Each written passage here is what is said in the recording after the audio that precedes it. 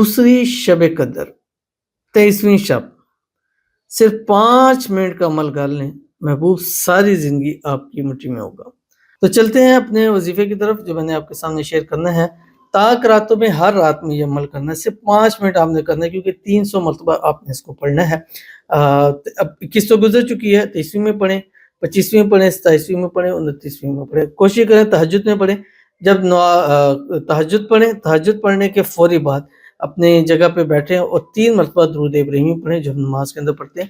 اللہم صلی علی محمد وعلی آل محمد کما صلیت علی ابراہیم وعلی آل ابراہیم انک حمید مجید۔ اللہم بارک علی محمد وعلی آل محمد کما بارکت علی ابراہیم وعلی آل ابراہیم انک حمید مجید۔ اور اس کے بعد آپ نے صرف 3 تسبیح 300 مرتبہ پڑھنا ہے۔ یا مسخر سخر لی فلاں بن فلاں، اگر اس کی ماں کا نام نہیں آتا تو جسٹ فلاں کہہ دینا ہے، ٹھیک ہے۔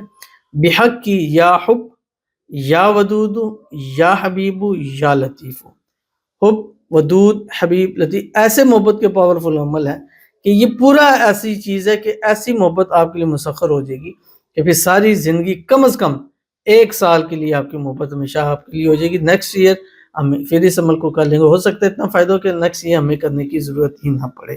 تو ضرور اس کو عمل کیجئے گا، ہر طاق رات میں کیجئے، اس کی تصویر پر تصور میں دم کیجئے اور خاص طور پر سجدے میں جا کر رو کے اپنی محبت مانگیے گا، اللہ تعالیٰ ضرور نصیب فرمائیں گے۔